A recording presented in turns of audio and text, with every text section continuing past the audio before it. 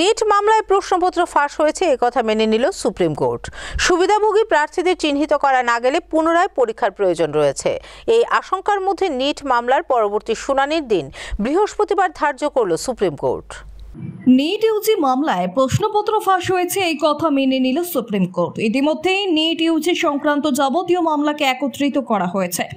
সোমবার ডাক্তারি স্নাতকে সর্বভারতীয় প্রবেশিকা পরীক্ষার প্রশ্নপত্র ফাঁস কেলেঙ্কারির মামলা উঠেছিল সুপ্রিম কোর্টে। এদিন মোট 43টি মামলা শুনানির জন্য বসেছিল সিজিআই বেঞ্চ।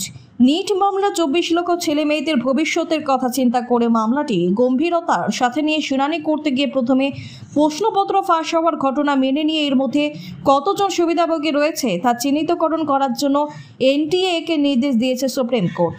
সৎ এবং অসৎ পরীক্ষার্থী বাছাই করা সম্ভব না হলে সেই ক্ষেত্রে পুনরায় পরীক্ষার প্রয়োজনীয়তার কথা ফেলে দেন CGI bench.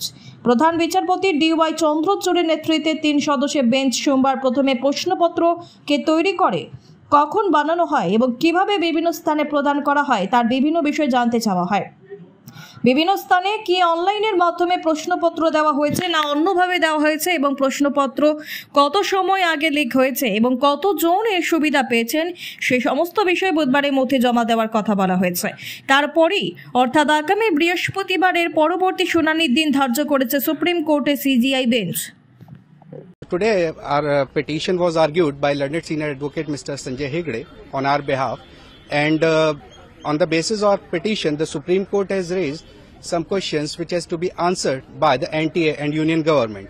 The Honorable Supreme Court has asked them to provide the data which they have to provide within next 3 days, stating that what has been conspired, how this paper has travelled, and at what time it was sent to the examination center, and at what time it was distributed to the students. These are some of the questions which has been asked by the Honorable Supreme Court today.